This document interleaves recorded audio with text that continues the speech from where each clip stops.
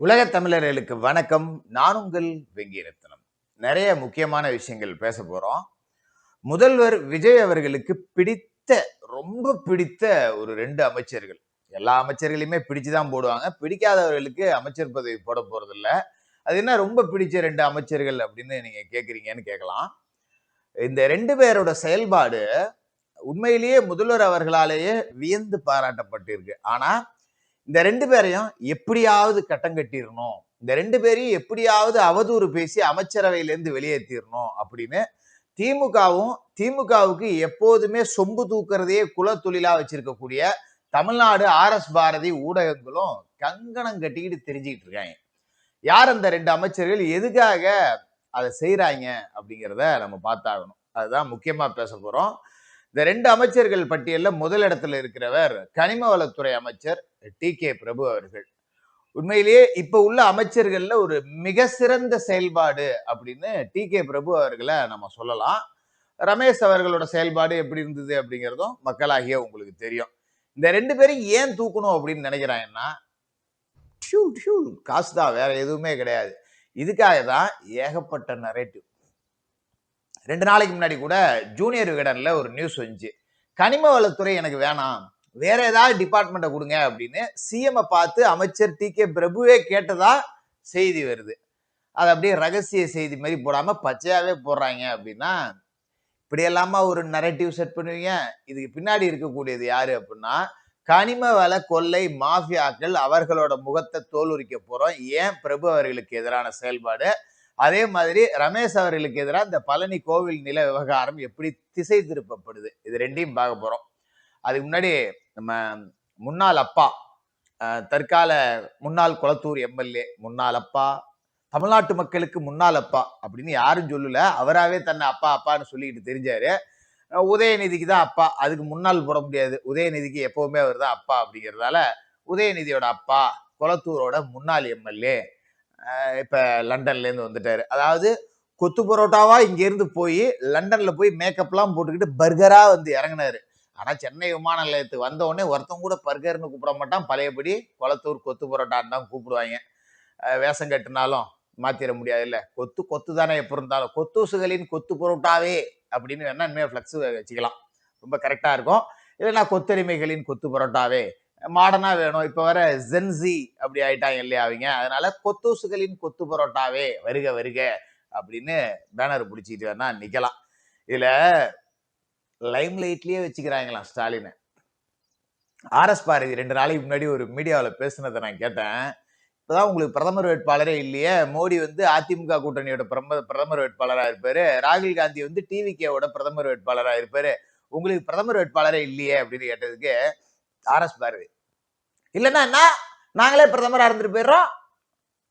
அடங்கப்பா, குளத்தூர்ல ஒரு எம்எல்ஏவா ஜெயிக்கிறதுக்கு வக்கு இல்ல, துப்பு இல்ல, திராணி இல்ல, தெம்பு இல்ல, மானரோசம் எதுவுமே இல்லாம நாங்க பிரதமர் வேட்பாளருங்கிறீங்களே, கொஞ்சம் கூட ஈவி இறக்கம் இல்லையா? விஎஸ் பாபு காதுல விழுந்ததுன்னா வாயால சிரிக்காம வேற ஏதாவது சிரிச்சிட போறாரியா? இந்த அறிவாலை ஏட்டையா உட்காந்துட்டு பிரதமர் வேட்பாளர் இல்லைன்னா என்ன, நாங்களே பிரதமரா இருந்துட்டு போறோம். அதே மாதிரி போன 2024 எலெக்ஷன்ல பிஜேபி தனிச்சு போட்டிச்சு. இதே பாரதி வாய் தான், நாங்க ராகுல பிரதமர் வேட்பாளர், எடப்பாடி யார போய் பிரதமர் வேட்பாளர் பாரு, கள்ள கூட்டணி வச்சிருக்காரா பிஜேபி கூட அப்படின்னாரு. இப்ப நீங்க என்ன கூட்டணி வச்சிருக்கீங்க மிஸ்டர் அறிவாலை ஏட்டையா? நாங்களே பிரதமரா இருப்போம். அப்பா, முன்னாடியாவது தமிழ்நாடு தான்னா யாரா தெரியும் ஸ்டாலின் அப்படின்னு கேட்கலாம். இப்பெல்லாம் குளத்தூர்ல உள்ளவங்களையே தெரிய மாட்டேங்குது யாரு ஸ்டாலின். ஸ்டாலின்னா தெரியலையே. முன்னாடி எம்எல்ஏ இருந்தாரு அவரா? ஓ, நம்ம குளத்தூர் முன்னாள் எம்எல்ஏ ஸ்டாலினை சொல்றீங்களா அப்படி கேட்டுருவாங்க. உள்ளூர்லயே விலை போகல, உள்ளூர்ல ஓனாம் பிடிக்க முடியாம இவங்க அயலூர்ல போய் அனகொண்டா பிடிக்கிறாங்களாம். இவரே பிரதமர் வேட்பாளரா. இவங்களை லைம் லைட்லயே வச்சுக்கணுங்கிறதே, காலையில 8 மணிக்கே ஸ்டாலின் வராரு அப்படின்னு சொல்லிட்டு அங்க போய் நின்றுட்டு நம்ம பன்னீர்செல்வம் மனங்கெட்ட பொழப்பு. தலைவர் வரார், வந்துட்டாரா எங்கடா அங்க, அங்க பாரு ஒரு தோப்பா தலை தெரியுது, தலைவர் தானா? இல்ல இல்ல இல்ல, அது ஒரிஜினல் முடி மாதிரி இருக்கு, தலைவர் இல்ல போல இருக்கு. அப்படியா? இல்லையே, டோப்பா முடி. இல்லப்பா, அது ஒரிஜினல் முடிப்பா, தலைவர் வரலப்பா. தலைவர் வரலப்பா, வெடி வச்சிருக்காங்கப்பா, தலைவர் வரலப்பா அப்படியே பார்த்துட்டு உட்காந்துருக்காங்க. வலிமேல் வெளி வைத்து பார்த்துக்கிட்டு உட்காந்துருக்காங்க. கடைசியில அவங்க காலையில 8 மணிக்கு வரலையாம், ராத்திரி 8 மணிக்கு தான் வராங்களாம். வாங்கின 200 ரூபா காசுக்கு 12 மணி நேரம்லாம் நிக்க முடியாது ப்ரோ அப்படின்னு சொல்லிட்டு கிரௌடெல்லாம் அது விட்டு கிளம்பி போயிடுச்சு. இவங்க எல்லாம் வந்து நின்றுட்டு ஏமாற்றத்தோட போயிட்டாங்க. நைட்டு 8 மணிக்கு அதுக்கப்புறம் எட்டி பார்த்துட்டு, ஏய் அங்க தெரியுது பாடுறா, அதான்டா நம்ம தலைவரோட முடி, கரெக்டா இப்போ வந்துட்டாரு பாடுறா அப்படின்னு கண்டுபிடிச்சிட்டாங்க. அப்புறம் 8 மணிக்கு அவரை வரவேற்று லைம் லைட்லயே வச்சிருக்காங்களாம். இன்னும் ஸ்டாலின் வந்து பிஸியாவே இருக்காரு, இன்னும் வந்து அவருக்கு ஏகப்பட்ட ஆஃபர் இருக்கு, அவர் ஒரு முக்கியமான தலைவர் அப்படின்னு சொல்லிட்டு அவரை அப்படியே லைம் லைட்லயே வச்சிருக்காங்களாம். அதுதான், அதை தாண்டி இதுக்கு எந்த விதமான காரணமும் இல்லை. சரி ஓகே, போயிட்டாங்க வந்துட்டாங்க, இதுக்கு மேலேயாவது இந்த ஆட்சியை கலைக்கிறேன், எம்எல்ஏ விலைக்கு வாங்குறேன் அப்படின்னு இல்லாம உங்க மகனுக்கு ஏதாவது புத்திமதியை சொல்லி, இனிமே ராத்திரி சீக்கிரம் படுத்து தூங்குப்பா, காலையில ஏந்திரிப்பா, கட்சி வேலையை பாருப்பா, இந்த கொத்தூசெல்லாம் பாவம் கடந்து கதறாங்க, நல்ல எதிர்கட்சியா நின்று ஆளுங்கட்சியை வழி நடத்துங்கப்பா, ஏதாவது சொல்லி நல்லபடியா ஒரு புத்திய சொல்லி தொலைங்க அப்படின்னு கேட்டுக்கிட்டு இப்ப விஷயத்துக்கு போவோம். ஏன் பிரபு அவர்கள் மட்டும் திட்டமிட்டு குறிவைக்கப்படுறார் அப்படின்னா, கடந்த திமுக ஆட்சியில எல்லா துறையிலும் கொள்ளையடிக்கப்பட்டுச்சு. ஈவு இறக்கம் இல்லாம கொள்ளையடிச்சாங்க. இதுல அதிகமா கொள்ளையடிக்கப்பட்ட துறை எது அப்படின்னு பாத்தீங்கன்னா கனிம வளத்துறை தான். அப்படியே நீங்க வச்சு பாருங்களேன், இங்கிட்டு பிரபு, இங்கிட்டு துரைமுருகன், 2 பேரையும் வச்சு பாருங்களேன். இவர் மந்திரியா இல்ல இது மந்திரியா? இது பெரிய பெருச்சாலி, அதுவும் பழைய பெருச்சாலி. மலையை குடைஞ்சது என்ன, ஆத்த குடைஞ்சது என்ன, மணலை குடைஞ்சது என்ன, இது குடையாத மலையே கிடையாது அப்படிங்கிற அளவுக்கு பெரும்பெருத்த பெருச்சாலி தான் துரைமுருகன். இதோட டிபார்ட்மெண்ட்ல தான் அடிச்சு நவுத்துனாங்க. எந்த அளவுக்கு ஸ்டாலினே 2025 கடைசியில, அப்பா நீ அடிச்சு கிழிச்ச வரையும் போதும், பார்ட்டி போட்டும் தர மாட்டேங்கிற, பல வருஷமா கொள்ளையும் அடிச்சுக்கிட்டு இருக்கேன்னு சொல்லி துரைமுருகனை மாத்திட்டு ரகுபதி கிட்ட கடைசி காலகட்டத்தில் அந்த பொறுப்பை கொடுக்கக்கூடிய அளவுக்கு இந்த பெரிய பெருச்சாலி அடிச்சு நவுத்துச்சு. அப்புறம் பேத்திக்கு 500 கோடியில கல்யாணம் பண்ணா என்ன, 1000 கோடியில கல்யாணம் பண்ணா என்ன, மண்ணு வித்த காசு தானே என்ன, அடிச்சு நவுத்திச்சு. இதை வச்சுக்கிட்டு இந்த கரிகாலம் ரத்தனம் இந்த கேங் எல்லாமே கொலிச்சாங்க. இன்னைக்கு பேத்தி கல்யாணத்துக்கு காசு இல்லை, கடன் வாங்க போறேன்னு கூச்சம் இல்லாம சொல்லிட்டு இருக்கு. இதுக்கு 1972லயே என்னமோ கல்யாணம் ஆச்சு. என் மனைவி பேர் சாந்தா, அதுக்கு முன்னாடி வசந்தான்னு ஒண்ணு இருக்கு, அந்த கதையெல்லாம் எடுத்தோம்னா நாரி போயிடும், தேவைப்பட்டா ஒரு நாளைக்கு அதையும் எடுப்போம். பீச்சில் போய் சூசைட் பண்ணிக்க போன கதை வரைக்கும் எனக்கு தெரியும். ஏதாவது இதெல்லாம் வந்து நான் பிறக்கிறதுக்கு 9 வருஷத்துக்கு முன்னாடியே நடந்திருக்கு. பட் நமக்கு அதெல்லாமே ரொம்ப கிளியர் கட்டா தெரியும். தேவைப்பட்டா அந்த பர்னிச்சரையும் ஒரு நாளைக்கு உடைப்போம். ஏன் இது சூசைட் பண்ணிக்க போச்சு இந்த பீஸு, அதுக்கப்புறம் இழுத்துட்டு வந்து கல்யாணம் பண்ணி வச்ச கதையெல்லாம் நிறைய இருக்கு, நம்ம அதை அப்புறம் பேசுவோம். இந்த பெரிய பெருச்சாலி என்ன பண்ணுச்சு, அன்னைக்கு பஸ்ல போறதுக்கு கூட காசு இல்லாத காலகட்டத்தில் இருந்துச்சு. இதை படிக்க வச்சதே எம்ஜிஆர் தான். இன்னைக்கு இந்த பெரிய பெருச்சாலிக்கு ஓகப்பட்ட காசு. இப்ப இந்த பெருச்சாலியை நம்பி கொள்ளையடிச்சவர்களால திரும்ப கொள்ளையடிக்க முடியல, பிரபு அவர்களை தாண்டி போக முடியல. என்ன பண்றது, இந்த ஆளு காசு கொடுத்தாலும் வாங்க மாட்டேங்கிறாரு, என்ன திருடவும் விட மாட்டேங்கிறான், தானும் திங்க மாட்டேங்கிறான், தள்ளியும் திங்க விட மாட்டேங்கிறான் அப்படிங்கிற கதையா. சரி இதை இப்படியே வச்சிருந்தா வேலைக்கு ஆகாது அப்படின்னு சொல்லிட்டு இந்த பெரும் முதலைகளை வச்சு சில சிண்டிகேட்டை போட்டு பல கோடி ரூபாயை செலவு பண்ணி எப்படியாவது காலி பண்ணி விட்டுறலாம் அப்படின்னு ஒரு முடிவு எடுத்தாங்க. அது செல்லல. இப்ப அடுத்த கட்ட பட்சமா என்ன பண்றாங்க அப்படின்னா, பிரபு அவர்களோட தந்தை திரு துரை கருணாநிதி அவர்கள், அவர் வந்து எம்எல்ஏ மாதிரி செயல்படுறாரு. காரைக்குடிக்கு பிரபு எம்எல்ஏவா, திரு துரை கருணாநிதி அவர்கள் எம்எல்ஏவா அப்படின்னு இப்படி ஒரு நரேட்டிவ் செட் பண்ணி பார்த்தாங்க. எப்பா மகன் பழைய பேச்சாளி மாதிரி ஊரை சுத்தி வரல, அவரு திங்கள் முதல் வெள்ளி வரை அரசு ஊழியர் மாதிரி போய் ஆபீஸ்ல உட்காந்து பணிகளை பார்த்துட்டு இருக்காரு, சனி ஞாயிறு வந்து தொகுதியை பார்த்துக்கிறாரு. அப்ப அந்த சனி ஞாயிறு தவிர மற்ற நாட்கள்ல தொகுதிக்கு ஏதாவது தேவை, மக்கள் குறைகள் வரும், மனு வரணும், வாங்கணும் அப்படின்னா அவரோட தந்தை வாங்கிட்டு போறாரு. இதுல உங்களுக்கு எங்கடாப்பா எரியுது? இப்படி ஒரு நரேட்டிவ் செட் பண்ண, அதுவும் செல்லுபடி ஆகல. பணம் கொடுக்க பார்த்தா வாங்க மாட்டேங்கிறாங்க, செல்லுபடி ஆகல. அப்ப என்ன பண்றது, பத்திரிகைக்காரனை கிளப்பி விடு. நம்ம கிட்ட தான் RS பாரதி ஊடகங்கள் நிறைய இருக்காங்கல்ல. இப்ப பிரபுவே அந்த துறையை வேணான்னு சொல்லிட்டாரு. ஏடா பிரபு வந்து வேணாம் அப்படின்னு சொன்னா முதலமைச்சர்கிட்ட தானே சொல்லணும். அதை நீங்க முதல்வர்கிட்ட சொன்னாருன்னு செய்தியா எழுதுனா முதல்வர் மாத்திடுறாரா? முதலமைச்சருக்கு தெரியாதா பிரபு அமைச்சர் வந்து நம்மள்ட்ட சொன்னாரா இல்லையா அப்படின்னு? உங்க ஃபேக் நரேட்டிவ் தூக்கி குப்பையில போட, உங்க பொய் செய்தியை செருப்பால அடிக்க, ஏன்டா இப்படி பண்றீங்க அப்படிங்கிற மாதிரி நிறைய கோபம் வருது நமக்கு. என்னன்னா இந்த மாஃபியாக்களால திருட முடியல. உண்மையிலேயே நான் ஒருத்தர் இப்படி எல்லாம் புகழ்ந்து பேசி பழக்கமே கிடையாது. உண்மையிலே கரெக்டா இருக்காங்க, இப்ப நம்ம சரின்னு பேசுறோம், இதுல என்ன இருக்கு?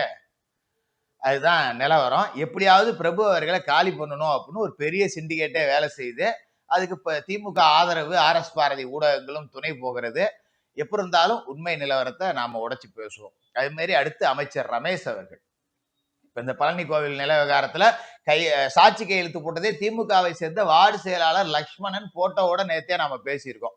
இவ்வளவு விஷயங்கள் சொல்லியும் ரமேஷை மட்டும் திட்டமிட்டு அவங்க தொடர்ந்து தாக்குதலுக்கு உள்ளாக்குறாங்கன்னா வேற ஒண்ணுமே கிடையாது. அறநிலைத்துறையில ஊழலை நோண்டி எடுத்துட்டா அறநிலைத்துறை அமைச்சர் யாரு? சேகர் பாபு. சேகர் பாபை தூக்கிடலாம். சேகர் பாபை தூக்கி ஒரே ஒரு எஃப்ஐஆர் போட்டா பின்னாடி ஈடி வந்துடும். ஈடி உள்ள வந்துச்சுன்னா இந்த பெருச்சாலி என்ன பண்ணுச்சு அப்படின்னா, எங்கேயுமே காசு இல்ல, ஒரு நாடே கடன்ல இருக்கு, எல்லாம் கடன் வாங்கி தொலைச்சாச்சு, வேற எங்கடா காசு இருக்கு? கோவில்ல காசு இருக்கு, கோவில் தங்கத்தை பூரா உருக்கு, கொண்டு போய் டெபாசிட் பண்ணு, பணம் வாங்கு. கோவில்ல உண்டியல் காசு இருக்கா? எடுத்து அங்க கட்டடம் கட்டு, இங்க கட்டடம் கட்டு, அங்க கட்டடம் கட்டு, எடுத்து அடிச்சு நவுத்து எல்லா காசையும். இப்படி அடிச்சது இந்த பெருச்சாலி. இந்த பெருச்சாலிக்கு அது மட்டும் பிரச்சனை கிடையாது, சிஎம்டிஏவில் இது அடிச்ச கொள்ளை அப்படிங்கிறது வெளியே வந்துடும். அதாவது இந்த சிஎம்டிஏவோட வேலை அப்படின்னு பாத்தீங்கன்னா 1972 இருந்து சிஎம்டிஏவுக்கு பணம் அப்படிங்கிறது பஞ்சமே கிடையாது. கிட்டத்தட்ட 3000 கோடி ரூபாய்க்கு மேல பணம் சிஎம்டிஏவில் இருந்தது, சென்னை மெட்ரோ டெவலப்மெண்ட் கார்பரேஷன் அப்படின்னு சொல்லிட்டு.